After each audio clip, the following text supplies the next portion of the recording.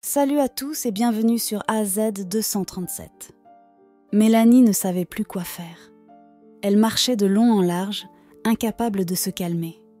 Même la robe de mariée semblait causer une douleur insupportable. Elle était lourde et maladroite, mais ce n'était pas le problème. Où était le marié ? Il ne restait que 15 minutes avant l'enregistrement. Les invités se pressaient autour de la mairie, attendant. La mariée devait garder ses émotions sous contrôle, ce qui était particulièrement difficile. Les amis de Mélanie étaient déjà épuisés, soit à cause de leurs talons hauts, soit de l'attente fastidieuse. Ils avaient hâte de commencer à prendre des photos et à poster des histoires sur Instagram. Les photographes qui dirigeaient la cérémonie étaient tout aussi nerveux que Mélanie. Ils continuaient de s'approcher en demandant si tout allait bien. Le temps passait et Adrien n'était toujours pas là. La tension était palpable et chaque minute qui passait, les visages de Vanessa et de Nicolas semblaient de plus en plus perplexes. Est-il possible d'être en retard à son propre mariage ? La mère de la mariée fut la première à parler, apparemment fatiguée de l'attente fastidieuse. La passion s'est littéralement éteinte quelques minutes plus tard. Une vieille Buick du même âge que Mélanie s'est arrêtée devant la mairie. Les invités regardaient avec surprise le jeune homme qui sortait de la voiture. Il était habillé d'un simple costume et tenait un bouquet de 3 chrysanthèmes dans ses mains. Des hommes et des femmes sont sortis de la banquette arrière. Ils semblaient un peu plus jeunes que les parents de Mélanie et leur tenue aurait suscité encore plus de questions. Tous leurs vêtements semblaient dater du siècle précédent. Sans gêne, la compagnie commença à monter les escaliers. « Oh, quel mariage costumé intéressant !» s'écria l'un des invités de Mélanie. Le jeune homme rit et tendit le bouquet de chrysanthèmes à Mélanie, stupéfaite. « Salut chérie, excuse-moi de mon retard. » Les invités se turent et observèrent avec intérêt le déroulement des événements. « Adrien, qu'est-ce que c'est que ça ? Explique-toi, s'il te plaît. Est-ce une sorte de surprise ? » On aurait dit que Mélanie suffoquait dans son corset serré. « Mon amour, calme-toi. Ce n'est pas une surprise. Malheureusement, ou heureusement, c'est la dure réalité de la vie. Je suis juste tombé tellement amoureux de toi que je n'ai pas pu te dire toute la vérité tout de suite. Je ne suis pas riche. Mes parents sont des ouvriers simples et je suis juste un chauffeur de taxi qui veut devenir ton mari bien-aimé. » Le visage de Mélanie s'enflamma de colère. « Adrien, comment oses-tu plaisanter sur mon dos comme ça ? Est-ce un tournage de caméra cachée, un test pour voir si je peux épouser un mari pauvre et malheureux ? Mélanie, attends, ne cherche pas de piège. Il n'y a pas de caméra ici. Tu m'as simplement avoué ton amour hier. Ton attitude envers moi a-t-elle vraiment changé si vite ? Arrête de plaisanter, Adrien. Quel genre de cirque as-tu créé ici ? As-tu décidé de me humilier complètement ? Eh bien, merci, tu as réussi. Comment n'ai-je pas réalisé que tu étais un escroc dès le départ ? Pas de cirque ici. La voix d'Adrien était maintenant plus sérieuse. Nous étions ensemble en bateau, tu te souviens ? Tu m'as dit que tu voulais vivre avec moi pour le reste de ta vie. Et au café, tu te souviens ? Je t'ai offert une montre chère en cadeau. J'ai tout acheté avec mon argent honnêtement gagné. Je savais que tu ne voudrais pas un mariage modeste, alors j'ai pris un prêt pour cet événement. Mélanie couvrit son visage de ses mains et pleura silencieusement. Elle ne pouvait pas imaginer que le jour le plus heureux de sa vie se révélerait être le pire. La jeune fille pensait avoir rencontré un jeune homme attentionné, doux et riche. Après avoir peint son avenir sans nuages en couleurs vives, elle commença même à moins bien réussir à l'université, pensant naïvement qu'elle n'aurait pas à chercher immédiatement un emploi après l'obtention de son diplôme, comme ses parents ne cessaient de le lui demander. La situation financière du futur mari ne soulevait aucune question non plus. Bien habillé, dans une voiture coûteuse, avec un appartement qui pouvait être construit dans le quartier le plus prestigieux de la ville. Non, Mélanie ne pensait pas avoir gagné le gros lot. Tout cela lui semblait naturel. Elle venait d'une famille aisée et était jolie. Alors, pourquoi ne pas choisir un partenaire à sa mesure? Adrien tenta d'embrasser la mariée, mais Mélanie le repoussa et dit avec colère : « Comment as-tu pu ? Comment as-tu pu me humilier devant tous mes proches en ce jour ? Il n'y aura pas de mariage. » La jeune fille tourna le dos aux invités et s'éloigna. Les parents stupéfaits de la mariée et du marié se regardèrent en silence et ne savaient que faire. L'une des amies de la mariée sortit secrètement son téléphone et filma tout ce qui se passait. Les invités se levèrent comme pétrifiés. Ce n'est pas tous les jours que l'on devient un héros dans une telle situation dramatique. Le père de Mélanie fut le premier à sortir de son état de choc. « Fille, reviens, tout va bien. Tout peut arriver entre un marié et une mariée. » Mais Mélanie, ne cachant plus son désespoir, éclata en sanglots et courut sur le trottoir. Vanessa courut après sa fille. Nicolas s'assit sur les marches de la mairie et baissa la tête. Maintenant, toute l'attention était concentrée sur Adrien. Il remit confiant le bouquet de chrysanthèmes à ses parents et s'assit à côté du père de Mélanie. « Comment expliqueras-tu tout cela ?» demanda Nicolas. Il se tourna vers Adrien et le regarda droit dans les yeux. « Toi, cher Nicolas, tu as travaillé assidûment toute ta vie, tout comme ta femme. Tu as donné le meilleur à ta fille, mais une seule chose manquait, l'honnêteté et le désintéressement. De quoi parles-tu ? Ma fille est une fille honnête. C'est toi qui lui as menti, qui l'as emmenée dans des restaurants, qui l'as conduite dans des voitures coûteuses.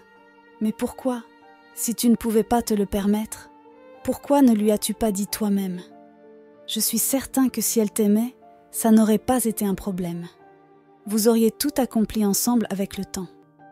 Pourquoi ne t'avons-nous pas percé à jour, escroc ? » Le père de Mélanie regarda Adrien avec haine.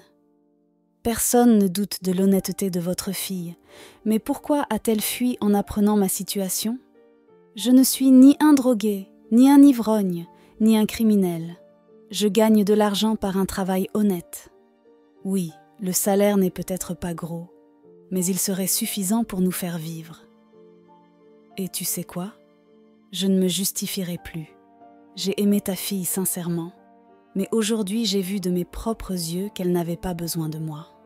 Elle se soucie de l'argent, des impressions qu'elle donne aux gens, mais pas de moi. » Les proches se tenaient là et écoutaient les étranges confessions du marié, mais ils ne comprenaient toujours pas ce qui se passait. Mélanie et ses amis s'étaient les plus perplexes. Adrien avait emmené la fille dans des cafés et des restaurants et lui avait offert des cadeaux. Et maintenant quoi ? Avait-il soudainement fait faillite ? Ou avait-il fait semblant d'être riche tout ce temps ? Rien n'était clair. Personne ne bougeait de la place près de la mairie, comme s'ils attendaient quelque chose mais ne savaient pas quoi. Adrien se leva enfin et s'apprêtait à partir. Mais soudain, une femme vêtue d'une robe vive et colorée lui barra la route. C'était la tante de Mélanie. « Où vas-tu ? Tu penses que tu peux déshonorer ainsi ma nièce et partir comme ça ? Si tu l'aimais, comment aurais-tu arrangé ça ? Regarde combien d'invités ont été invités, combien d'efforts ont été déployés. » La voix de la femme se brisa en un cri. « Et pourquoi toi, respectable invité, tu ne demandes pas à ta bien-aimée nièce, Mélanie, pourquoi elle a refusé d'épouser un simple travailleur ? » « Pas d'avantage, pas de mariage, » dit Adrien, de plus en plus nerveux. « Est-ce honteux qu'une fille veuille faire mieux dans la vie ? Et quand les enfants apparaîtront, alors elle devra se serrer la ceinture en congé de maternité. Est-ce ce calcul ? Cela s'appelle une approche raisonnable. Lui, as-tu menti à quelque chose ? A-t-elle prétendu être quelqu'un d'autre ? Adrien voulut argumenter mais se tut. Soudain, sa mère, Kathleen, s'approcha de la défenseuse de la mariée et commença à parler calmement. « Tu sais, Adrien ne voulait pas déshonorer sa future femme. Il est tombé si profondément amoureux pour la première fois de sa vie. Et ce n'est pas de sa faute ce qui s'est passé. C'est Mélanie qui est en cause. Que dis-tu? C'est la faute de Mélanie? Bien sûr, la mère a toujours un bon fils et la belle-fille est mauvaise. La tante de Mélanie n'était pas prête à abandonner. Nous avons vu Mélanie avec un autre homme au café il y a 1 mois, dit Kathleen, stupéfiant Nicolas et faisant taire la femme en colère. Nous étions assis avec des amis communs au café. Mélanie ne nous a pas vus, mais nous avons entendu à travers la cloison comment elle disait au jeune homme qu'elle l'aimait vraiment et n'épousait Adrien que pour son argent. Nous n'avons pas pu cacher cela à notre fils. Tous les invités étaient sous le choc de ce qu'ils venaient d'entendre. Personne n'avait prévu un tel retournement de situation. Même Adrien lui-même était mal à l'aise avec ses paroles. Il prit légèrement sa mère par le coude et tenta de l'emmener loin, mais Kathleen ne voulait pas partir. Adrien ne nous a pas parlé pendant 1 semaine, puis il a dit qu'il épouserait quand même Mélanie. Alors nous l'avons convaincu de franchir cette étape, de dire qu'il est pauvre. Et nous n'aurions même pas pu imaginer qu'elle se comporterait ainsi, fuyant son propre mariage. N'est-ce pas la preuve qu'elle n'aime pas notre fils? Elle a seulement besoin de notre argent. « Allez maman, allons-y » dit Adrien, et il emmena sa mère vers la voiture. Les invités avaient déjà commencé à se disperser, et le père de Mélanie n'arrivait toujours pas à se ressaisir. « Comment ai-je pu élever une telle fille ?» murmura-t-il pour lui-même, et ne comprenait pas où il allait ni ce qu'il faisait. Toutes les supplications de ses proches pour qu'il ne soit pas contrarié n'avaient aucun effet sur Nicolas. Il aimait beaucoup Mélanie et attendait déjà avec impatience son avenir heureux, mais tout s'effondrait instantanément. 3 mois se sont écoulés depuis le mariage maudit et d'incroyables changements se sont produits dans la famille de Mélanie. Nicolas a fait un AVC qui a paralysé le côté gauche de son corps. Ce fut un choc pour la famille. Toujours actif et travailleur, le père de Mélanie passe maintenant presque tout son temps au lit. Vanessa a abandonné les affaires du magasin, a rapidement embauché un nouveau gérant et a commencé à se consacrer uniquement à la santé de son mari. Mélanie terminait sa dernière année à l'université et attendait 16 examens finaux. La série sombre d'événements semblait ne pas vouloir quitter la famille. Les ventes ont commencé à diminuer sensiblement. Les clients réguliers des magasins, qui ne trouvaient autrefois pas la propriétaire amicale et réactive, venaient de moins en moins. Les salaires ont commencé à baisser et 2 vendeuses ont dû être licenciées. Seule l'amie âgée de Vanessa et une jeune fille de 25 ans sont restées à travailler dans le magasin. Elle faisait également office de femme de ménage, mais même ces 2 femmes peinaient à tenir bon. L'horaire de travail n'était pas conçu pour 2 personnes. Après le mariage raté de sa fille, Nicolas a abandonné toutes ses affaires et a commencé à donner de l'argent à toute personne endettée. L'homme semblait vouloir montrer à tous ses connaissances et aux personnes inconnues sa générosité et son altruisme.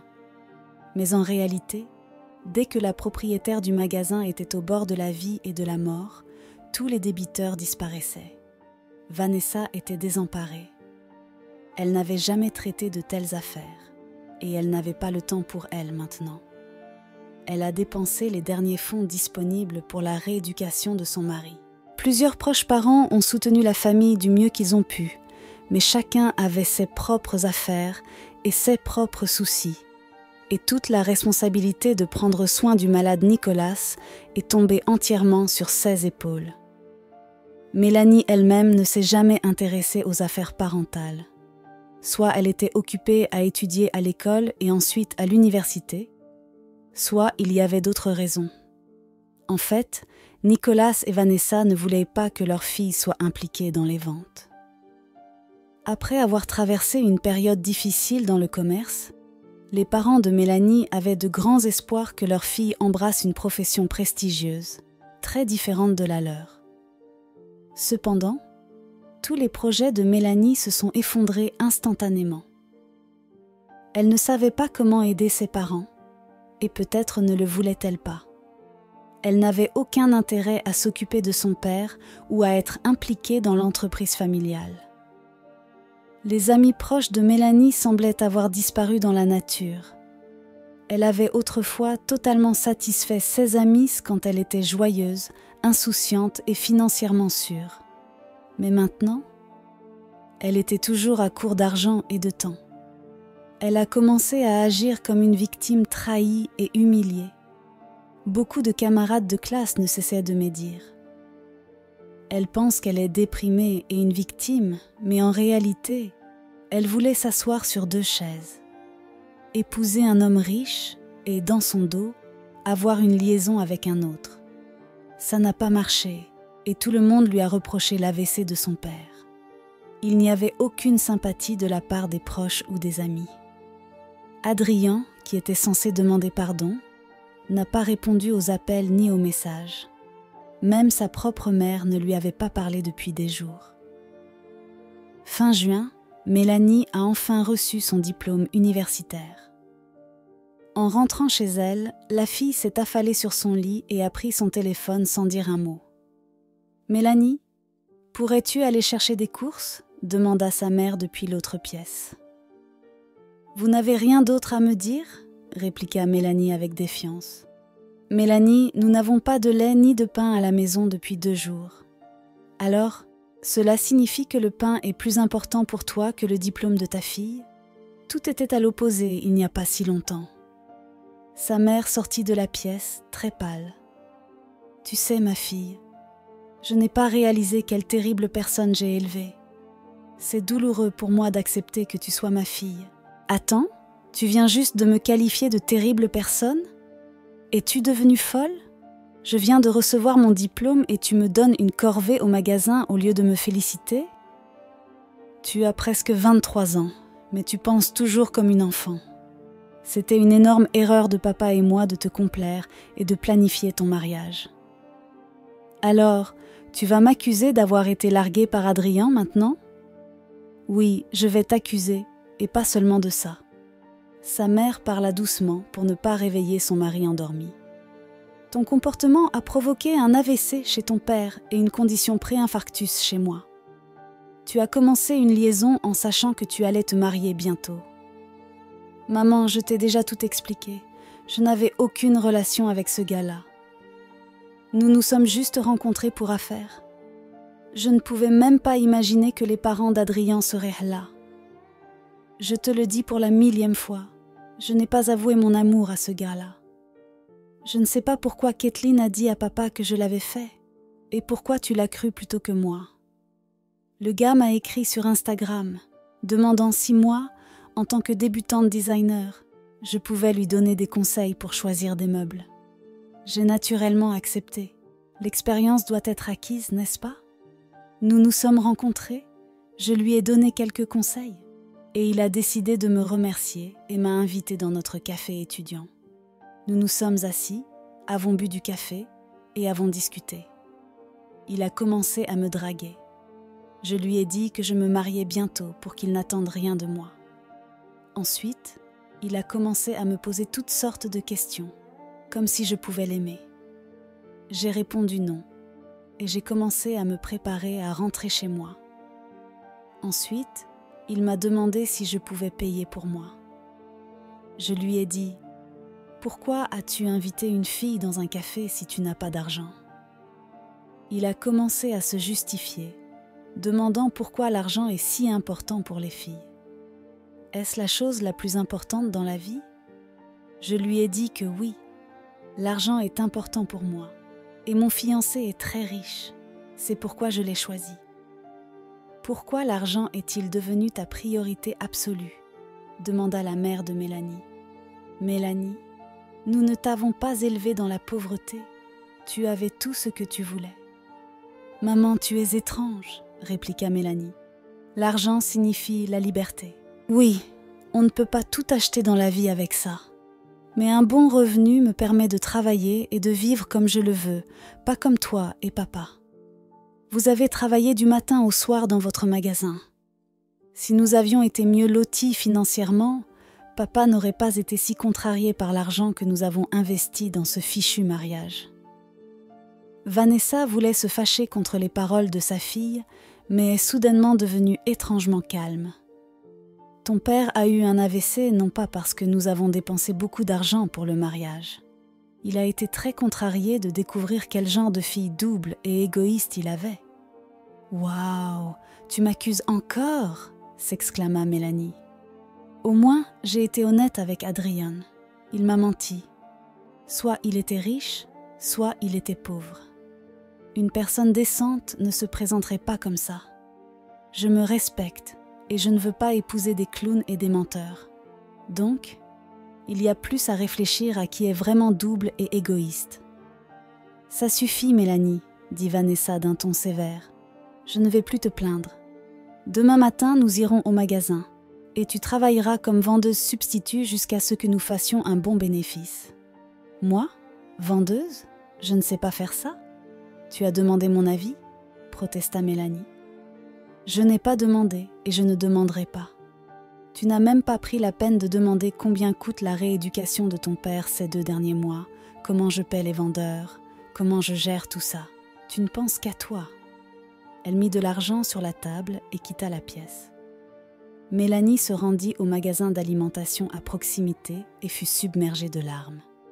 Elle ne pouvait pas imaginer être vendeuse, manger un sandwich pour le déjeuner et faire des commérages avec les autres vendeuses.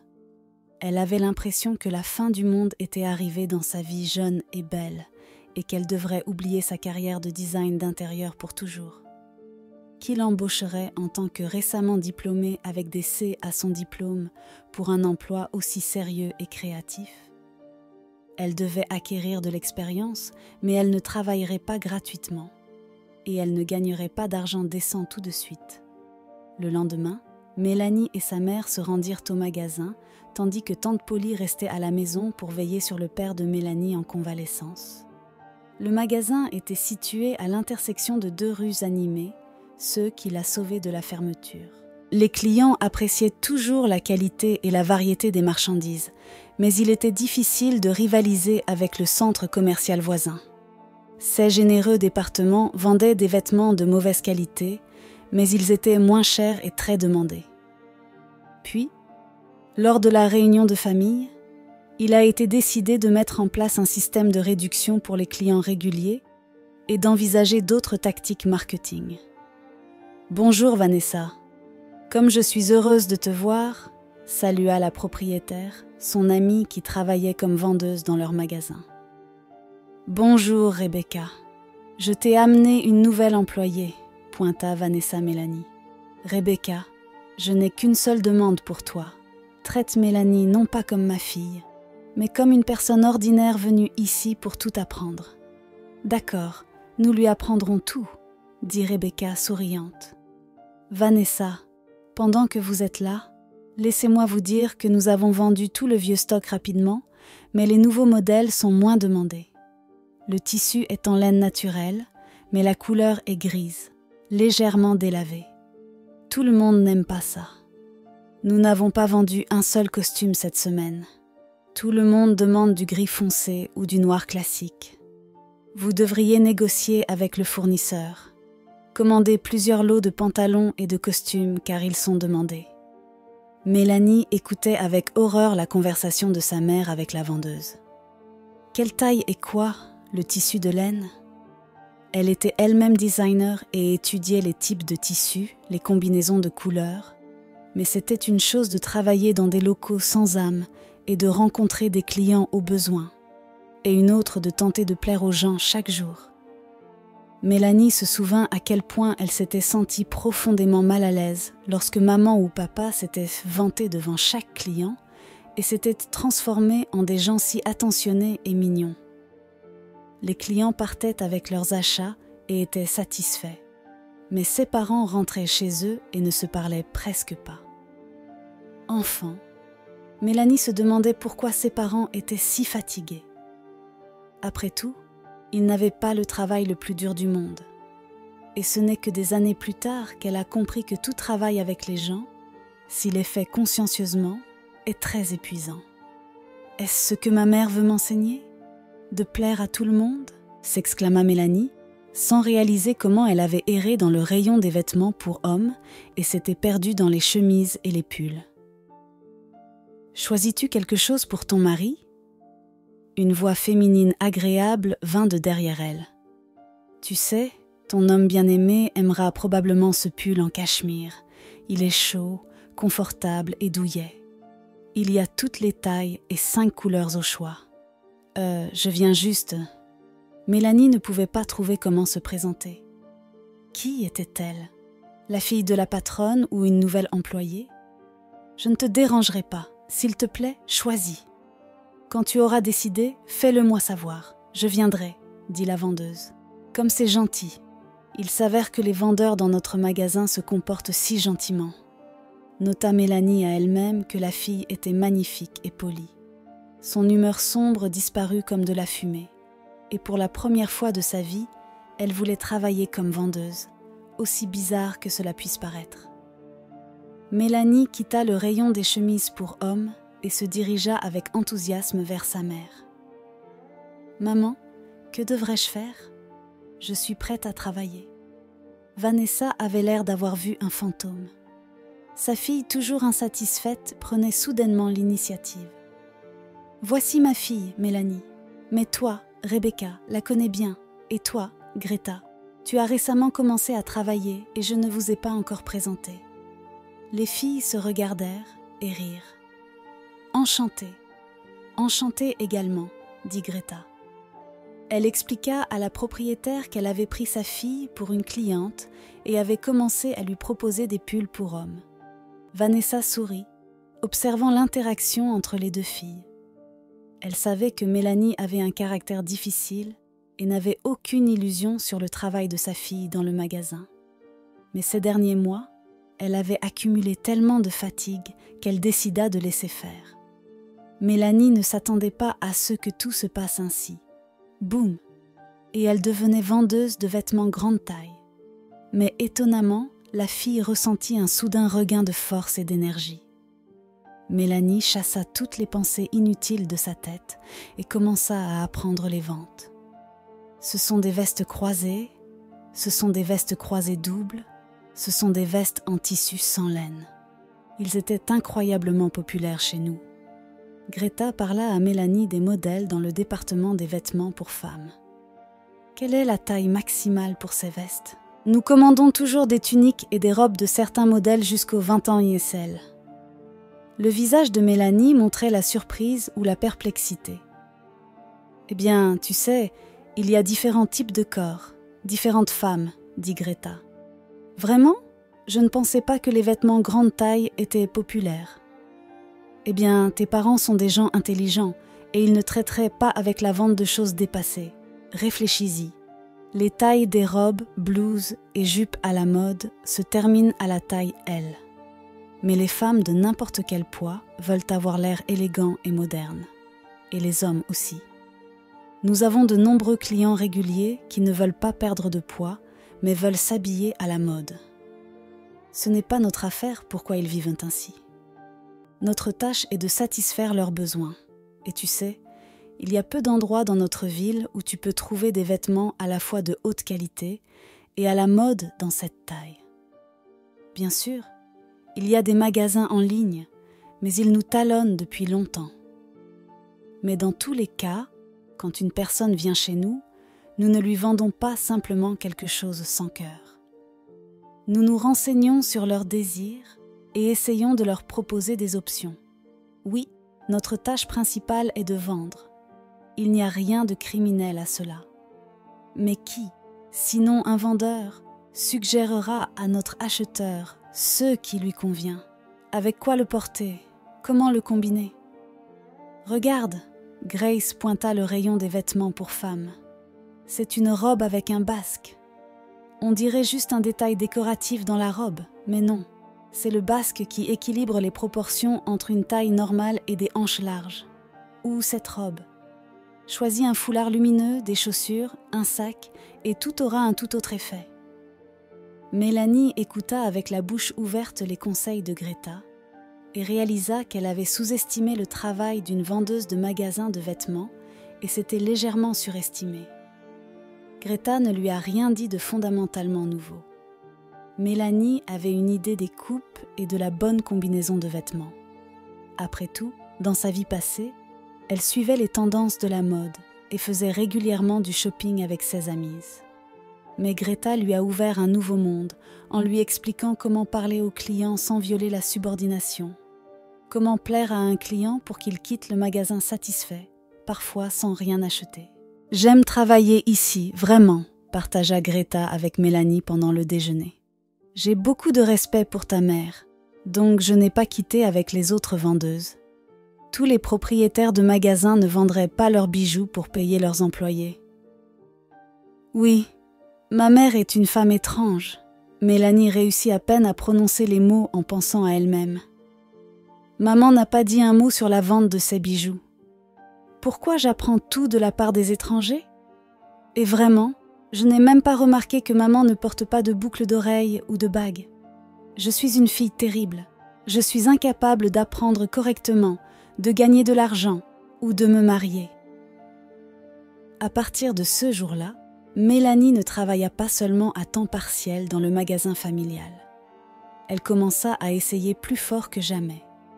Elle travailla avec Greta pendant plusieurs jours et avec Rebecca pendant plusieurs jours. Elle ne prit qu'1 jour de congé par semaine.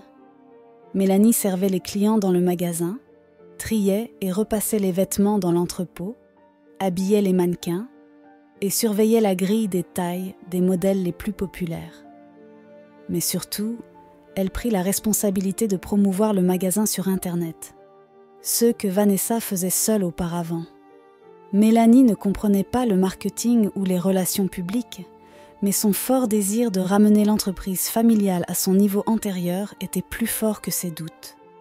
Elle commença à entretenir activement la page de médias sociaux du magasin, à publier des photos de vêtements, à décrire les caractéristiques des produits et à répondre aux questions des clients. Vanessa vit à quel point sa fille essayait dur, comment elle communiquait poliment avec les clients, comment elle se plongeait dans toutes les subtilités du travail avec la caisse enregistreuse. Malgré tous les événements tristes dans leur famille ces derniers temps, maman était heureuse de cette arrivée tardive à l'âge adulte. Mélanie n'envoyait plus 1001 messages vocaux à ses amis, ne faisait plus défiler sans fin le fil d'actualité, ne reniflait plus à chaque demande et passait son seul jour de congé avec son père. Vanessa regretta d'avoir insisté sur le mariage hâtif de Mélanie, de ne pas lui avoir permis de sortir avec ce gars et de ne pas avoir connu ses parents. Ensuite, le mariage lui semblait la solution parfaite pour faire sortir toutes les bêtises de la tête de sa fille et la transformer en une personne sérieuse. D'abord, il y aurait la responsabilité de la famille, et ensuite, si Dieu le veut, pour l'enfant. Comme elle avait tort de penser que quelqu'un pouvait réparer quelqu'un. Non, seule une personne peut se réparer elle-même ou ses circonstances. Encore quelques mois passèrent, et Nicolas commença à sentir progressivement le côté gauche de son corps. La guérison complète était encore loin, mais ce fait était déjà un bonheur incroyable dans la famille de Mélanie. Les efforts des médecins et les soins de Vanessa avaient payé. La femme était ravie, mais en même temps, elle réalisait avec tristesse. Mélanie aurait-elle changé pour le mieux si de tels ennuis n'étaient pas venus à leur domicile? Un lundi, Mélanie et Greta travaillaient au magasin. Le matin était tranquille, sans encore de clients. Les filles choisissaient des tenues pour les mannequins et riaient. « Bonjour les filles !» Une vieille dame entra dans le magasin et sourit doucement. « Bonjour !» répondirent presque en chœur les vendeuses. « Comme c'est bien que vous travaillez à partir de 9 heures. J'ai déjà des insomnies depuis quelques nuits. Je me réveille à 5 heures du matin. Je ne sais pas quoi faire. J'ai décidé de me promener, de trouver ce dont j'ai besoin et de me calmer. Qu'est-ce qui vous ferait sentir mieux ? Un chemisier, une robe ou un cardigan chaud ? » Greta s'approcha de la cliente et s'arrêta non loin de la femme.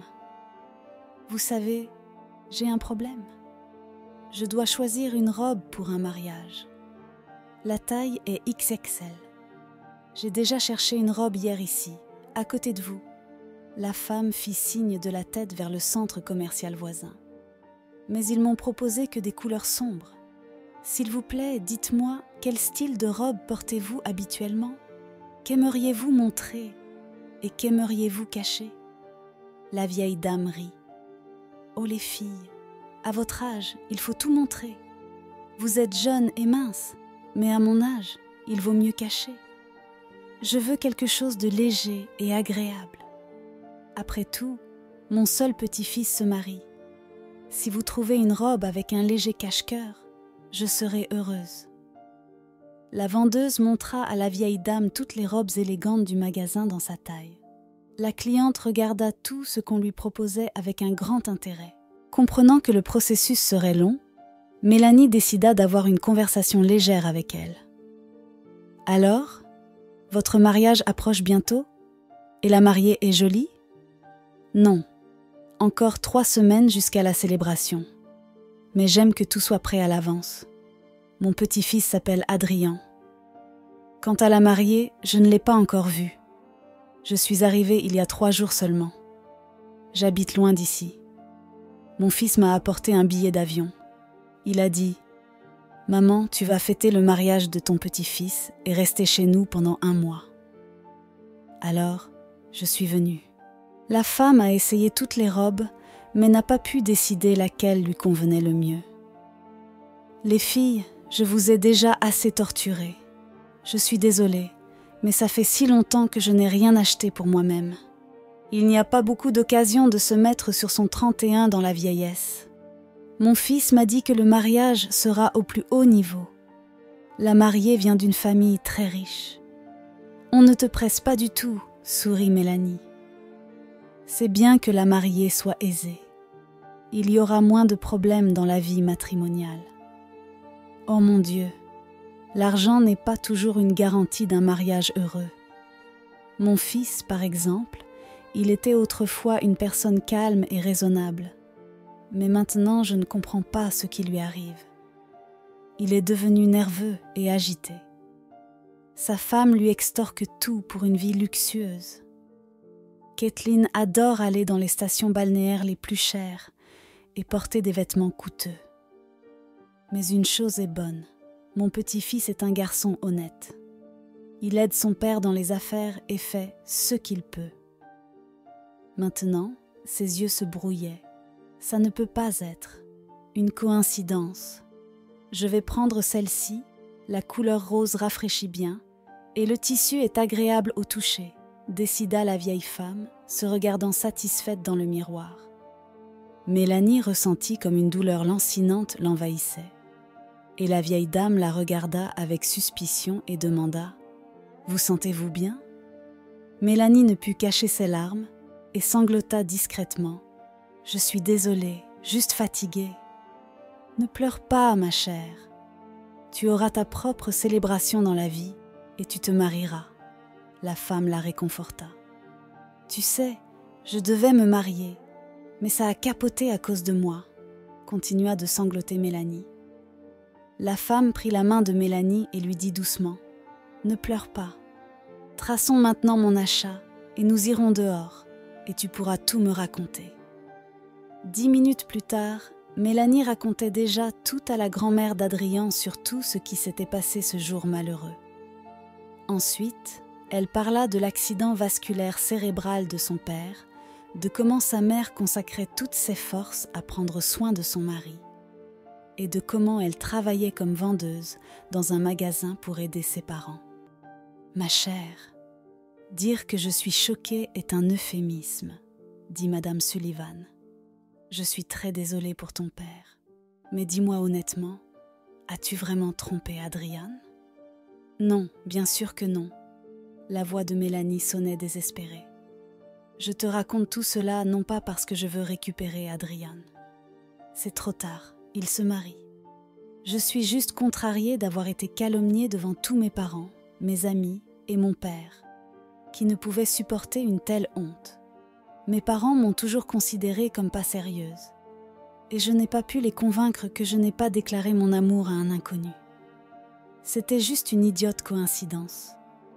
J'ai accepté de sortir avec la personne qui avait besoin de mes conseils de designer. Je n'ai vu rien de mal à cela. Pourquoi irais-je au café le plus populaire de notre ville si j'étais une trompeuse, juste avant le mariage ? « Comment s'appelle-t-il » demanda Madame Sullivan. « Il s'appelle simplement Pizza. Il a ouvert il y a 1 an, sert une délicieuse nourriture, et les prix sont raisonnables. Nous l'appelons le café étudiant. Il y a toujours beaucoup d'étudiants là-bas. Mélanie, aimes-tu encore Adrien ? Madame Sullivan changea soudainement de sujet. Je pense que je l'aime, bien que je donne au mot un sens légèrement différent en ce moment. Tu vois, je me préparais à une vie conjugale heureuse avec l'homme que j'aimais. J'aimais le fait qu'Adrien était riche. Je pensais que si je l'épousais, je deviendrais financièrement indépendante de mes parents et vivrais comme je voulais. Avant l'accident vasculaire cérébral de mon père, nous n'avions pas de problème d'argent, mais ma mère et mon père parlaient constamment du fait que je devrais travailler dur à l'avenir pour devenir une vraie professionnelle et vivre sans souci. Maintenant, je comprends que mes parents avaient raison sur tout, mais à l'époque, je n'imaginais juste pas que la moitié de ma vie serait consacrée à cela, alors qu'il y avait tant d'autres choses intéressantes et nouvelles autour de moi. Ton petit-fils est venu au mariage comme un bouffon, disant qu'il était complètement fauché et que nous vivrions de son salaire de chauffeur de taxi. Je ne m'attendais tout simplement pas à un tel retournement de situation. J'avais dit à tout le monde que mon fiancé était intelligent, beau et bien nanti. Et puis ça s'est passé. Je comprends que dans tes yeux, je suis une personne stupide, égoïste, qui voulait s'installer mieux dans la vie. Laisse-le être comme ça, mais je suis juste trop fatiguée. Combien de pensées traversent ta tête, Mélanie ? Mais crois-moi, le plus important est que tu aies réalisé ton problème. Nous faisons tous des erreurs. Mon fils, Brandon, un entrepreneur prospère, un homme autonome, mais il est sous le joug de sa femme et il ne m'a rien dit de cette histoire. Mais tu sais, Mélanie, notre conversation avec toi n'est pas finie. Rencontrons-nous demain matin. Je pense que mes jambes m'ont dirigée vers ton magasin pour une raison, dit-elle à Mélanie. Mélanie dit au revoir à la grand-mère d'Adrien et retourna au travail, sentant un soulagement sans précédent remplir son âme. Soudain, quelqu'un l'appela par son nom. Un bel inconnu s'arrêta trop près du trottoir dans sa voiture et fit signe à Mélanie de s'asseoir à l'avant. La fille l'ignora et continua son chemin. L'étranger sortit de la voiture et courut vers Mélanie. « Hé Mélanie, tu te souviens de moi ? » ?»« Salut, non, je ne me souviens pas de toi. Que veux-tu ? » ?»« Waouh, calme-toi, pourquoi es-tu si morose ce matin ? » ?»« Je suis juste venue te parler. Je suis un ami d'Adrien. Je m'appelle Marcus. J'étais en retard pour ton mariage. Adrien m'a tout raconté ce qui s'était passé. Je t'ai écrit sur les réseaux sociaux, mais tu ne réponds pas, alors j'ai dû te trouver dans la rue. Sais-tu qu'Adrien se marie bientôt ? Je suis heureuse pour lui, répondit Mélanie avec indifférence. Mais il n'aime pas sa fiancée. Sa mère le force à épouser cette fille. Les choses ne vont pas bien pour son père dans les affaires, et Cristal est la fille d'un gros bonnet de notre administration. Il semblait l'apprécier au début. C'est une jolie fille, mais il lui parle un moment et réalise qu'ils n'ont aucun terrain d'entente. Il n'est pas content d'avoir lui-même accepté ce mariage. Eh bien, je ne peux rien faire pour aider. Laisse-le faire le même spectacle avec elle qu'il a fait avec moi, et peut-être qu'elle le laissera de son propre chef, dit Mélanie. Mélanie, je suis sérieux. Tu dois dire à Adrien que tu l'aimes toujours, et il n'y aura pas de mariage. Il se tend un piège à lui-même, et je veux juste le sauver. Marcus, pourquoi crois-tu que je l'aime toujours et devrais le sauver d'un tel bon et avantageux match ? Et tu penses que je vous croirai tous les deux, surtout Adrien qui a fait une farce à notre mariage ? Ce n'est pas une blague, Mélanie. Au revoir. La fille se retourna et se dirigea vers le magasin. « Mélanie, Mélanie !» Marcus cria après elle. « Tu sais combien Adrien souffre à cause de ce qui s'est passé. Il est fier. Il ne peut juste pas t'appeler lui-même. Il sait qu'il est responsable. » Un homme est le maître de son propre destin, prononça haut et fort Mélanie la première phrase qui lui vint à l'esprit et marcha encore plus vite. « Kathleen, ma chérie, prépare-moi du thé, s'il te plaît. J'ai envie de boire quelque chose, » dit Madame Sullivan dans la grande cuisine, en étalant du beurre sur un morceau de pain. « Bien sûr, je vais le faire, mais c'est juste merveilleux que tu fasses tout toi-même, et maintenant tu me demandes de le faire. » Kathleen, tu sais que je voulais que quelqu'un prenne soin de moi, comme dans un café. Je vais rarement dans de tels endroits. Il n'y a pas une telle variété d'endroits dans ma petite ville. Alors, qu'est-ce qui t'empêche d'aller dans un café ou un restaurant? Brandon et moi allons souvent dans de tels endroits. Oui, tu as probablement raison. Il y a une femme qui vit dans la maison en face de vous qui a recommandé d'aller dans un café. Comment ça s'appelle? Oh, je me souviens, Just Pizza. Elle a dit que c'est bon et pas cher. Penses-tu que ça vaut la peine d'y aller? Je suis choquée par un tel conseil. C'est un café pour jeunes. Il y a un bruit constant et le personnel est impoli. Non, définitivement pas. As-tu été là-bas, Kathleen? Je suis allée une fois. Merci pour le conseil, ma chère. Mais maintenant, je vais me promener. Maman, où vas-tu? Demanda Brandon en voyant sa mère partir. Oui, mon chéri, je vais. Pourrais-tu, s'il te plaît, me conduire? C'est à proximité, répondit-elle sous l'œil vigilant de sa femme. Brandon et sa mère quittèrent l'appartement. Maman, j'ai faim. Je prévoyais de déjeuner à la maison, dit Brandon, clairement nerveux. Ne t'inquiète pas, mon fils, tu mangeras dans 10 minutes. J'ai trouvé un prétexte pour te parler en face à face pour une fois. Asseyons-nous sur ce banc là-bas. Je sais ce que c'est, maman. En tant qu'ancienne enquêtrice principale, tu vas m'interroger. Je plaisantais à ce sujet, mais maintenant c'est vrai. L'avenir de ton seul fils et mon seul petit enfant en dépend. Alors dis-moi, pourquoi as-tu ruiné le mariage d'Adrien et de Mélanie? De quoi parles-tu, maman? Tu sais que Mélanie a refusé d'épouser Adrien quand il lui a dit qu'il était pauvre et travaillait comme chauffeur de taxi, répondit Brandon, exaspéré. Mais ce n'est pas tout.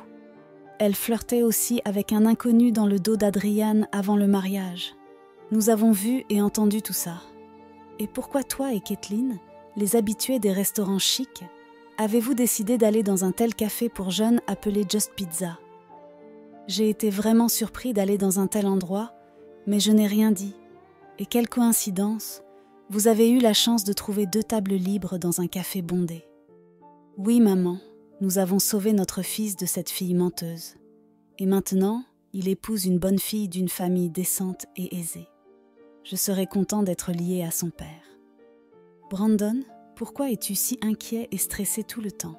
Ta mère est toujours vivante, et ton fils se marie avec une bonne fille. Pourtant, tu es sur des charbons ardents. Dis-moi la vérité. Eh bien, si tu veux connaître la vérité, la voici. J'ai investi une grosse somme d'argent dans un business et j'ai tout perdu. Nous avons à peine assez d'argent pour couvrir les dettes et le mariage est devant nous. Tout est difficile.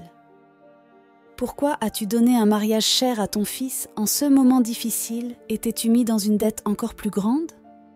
Adrien aurait-il compris ta situation? Non, maman. Kathleen croit que si nous avons un grand mariage, alors Nicolas, le père de Crystal, nous traitera mieux à l'avenir, expliqua Brandon. Ne ruine pas ta propre vie ou la vie de ton enfant. Ça ne finira pas bien. Il vaut mieux guérir ton addiction à Kathleen, qui te manipule comme une marionnette. Au fait, j'ai rencontré par hasard Mélanie hier. Elle travaille comme vendeuse dans le magasin de ses parents. Je peux voir à travers les gens, et je peux t'assurer que c'est une fille honnête qui s'est juste un peu embrouillée, conseilla Madame Sullivan.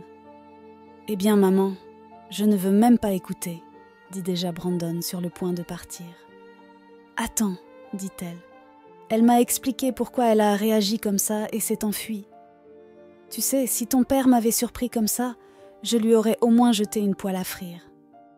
De plus, le père de Mélanie vient juste de commencer à se rétablir de l'accident vasculaire cérébral qu'il a eu à cause de ton bazar. Si tu économises ton argent, fais plutôt un contrat de mariage au lieu d'un cirque. J'ai entendu dire que le père de Mélanie est dans un mauvais état. Et je suis très désolée pour ça. Mais Adrien lui a proposé de l'argent pour les dépenses et il a refusé. Nous avons décidé que ce serait une bonne leçon pour notre fils de découvrir qui est avec toi à cause de l'argent et qui est avec toi à cause de l'amour. Peut-être ne devrais-tu pas faire un tel test pour ta Kathleen. Hier, j'ai vu un chèque qui est tombé de son sac à main. Elle s'est acheté un autre manteau en cuir. Maintenant, je comprends pourquoi vous avez des problèmes d'argent. Je pourrais vivre de ce montant pendant 6 mois, dit Madame Sullivan. Maman, mettons fin à cette conversation. Arrêtez de nous accuser. Le mariage d'Adrien aura quand même lieu. Il est occupé à préparer la fête, dit Brandon. Oui, je vois qu'il se prépare tellement qu'il est devenu pâle devant son ordinateur portable. Il n'a même pas le temps de manger, observa Madame Sullivan. Maman, il est spécialiste en informatique. C'est pourquoi il ne quitte pas son ordinateur, défendit Brandon. D'accord, fais ce que tu sais. Va manger, nous parlerons ce soir, dit Madame Sullivan. Lorsque Brandon partit, Madame Sullivan appela un taxi et se rendit directement au magasin pour rencontrer Mélanie. Elle dit à la jeune fille ses soupçons et la convainquit de rencontrer à nouveau le garçon à qui, selon Kathleen, elle avait avoué son amour. Mélanie refusa d'abord, mais la grand-mère d'Adrien la persuada que cette rencontre l'aiderait à découvrir un crime moral sérieux et que l'avenir de la famille de Madame Sullivan, et peut-être l'avenir de Mélanie, dépendait de savoir si ce garçon acceptait de la rencontrer. Bien que les idées de Madame Sullivan semblent en partie absurdes, Mélanie, après 1 heure de conversation avec le charmant enquêteur, vit ses doutes disparaître d'eux-mêmes. Après avoir reçu un appel de Mélanie, annonçant que la réunion avec l'homme nécessaire était prévue, Madame Sullivan rassembla Brandon, Kathleen et Adrien dans le salon. « Mes chers, demain marque exactement 45 ans depuis que j'ai commencé à travailler dans la police. C'est pourquoi je veux vous inviter au restaurant pour le célébrer, » dit-elle. À l'heure dite, toute la famille était déjà assise à une table confortable dans un café, savourant diverses délices. Il n'y avait pas beaucoup de monde dans le restaurant, et la conversation à table coulait comme une rivière. Madame Sullivan raconta à Adrien ce qu'était son père, Brandon, quand il était enfant, ce qu'il aimait et à quoi il s'intéressait pendant son temps libre.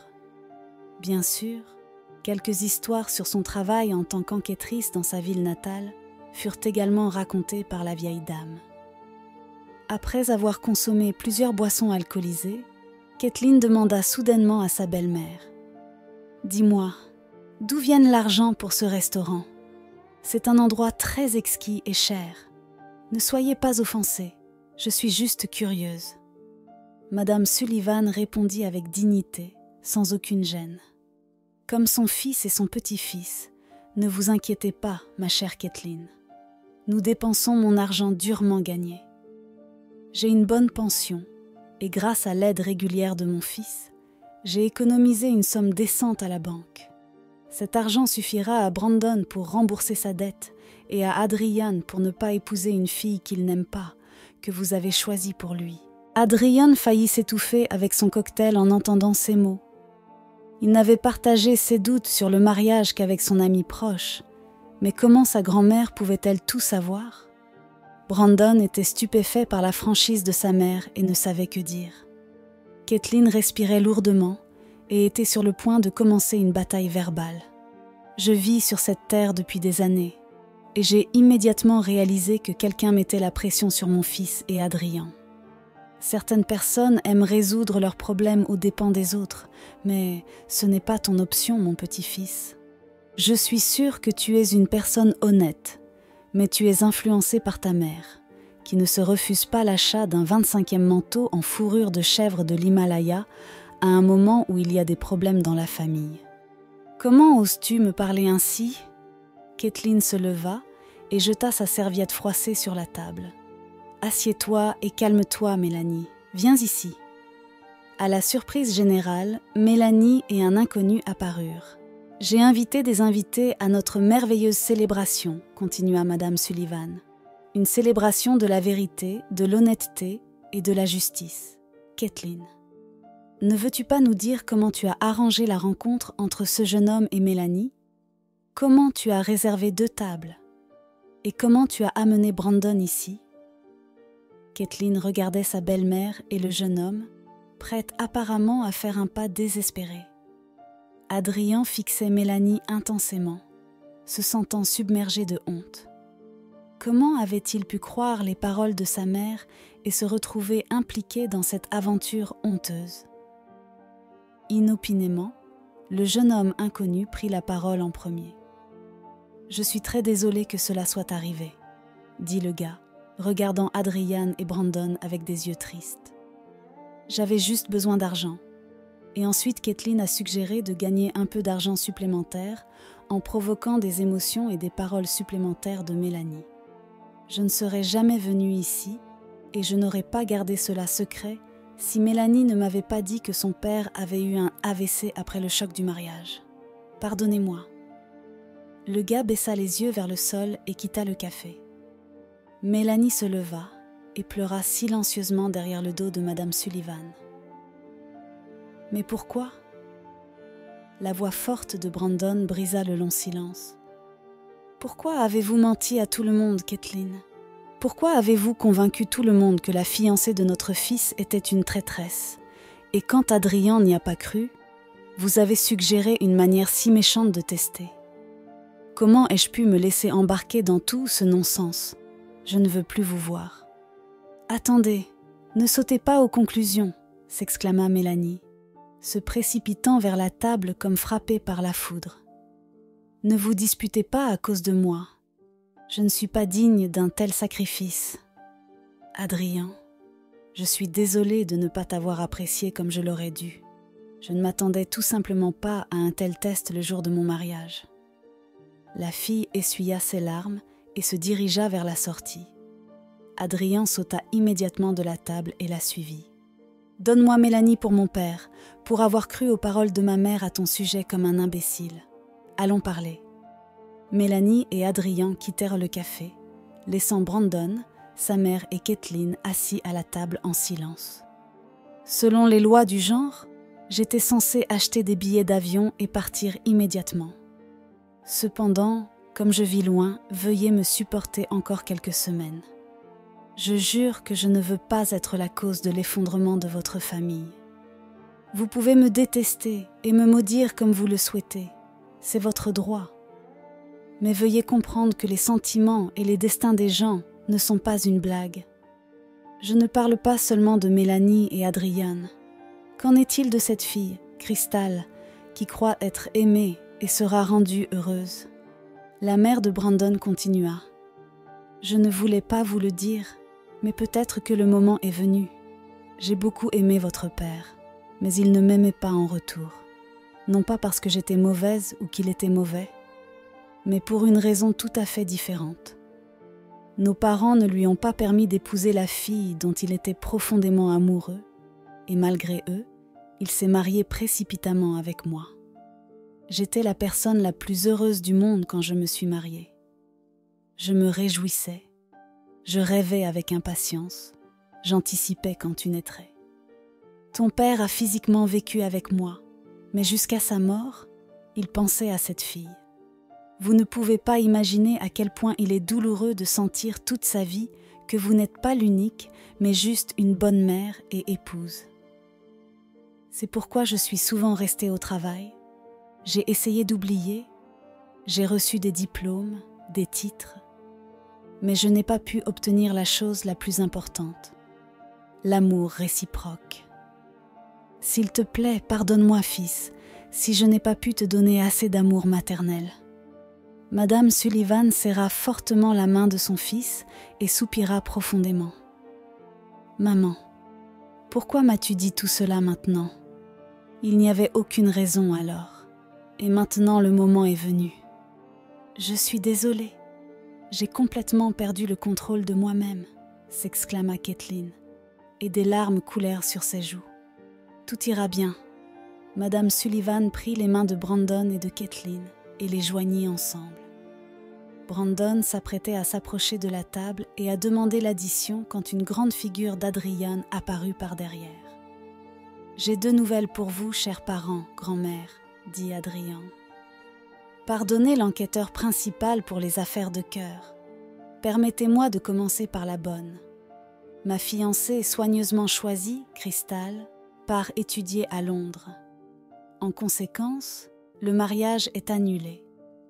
En passant, selon son souhait, la 2e nouvelle est encore meilleure. Mélanie et moi voulons nous marier à nouveau, cette fois-ci sûrement. Je précise bien, nous marier, pas organiser un mariage outrageusement cher. Qui est d'accord? Levez la main. » Brandon, Kathleen et la grand-mère levèrent toutes les mains sans dire un mot et éclatèrent de rire. Enfin, il y avait une compréhension mutuelle totale dans leur maison. Quelle est votre opinion au sujet de cette histoire? Dites-le nous dans les commentaires. Merci d'avoir regardé la vidéo. Surtout, n'oubliez pas de cliquer sur le bouton j'aime et partager autour de vous. À très bientôt sur AZ 237.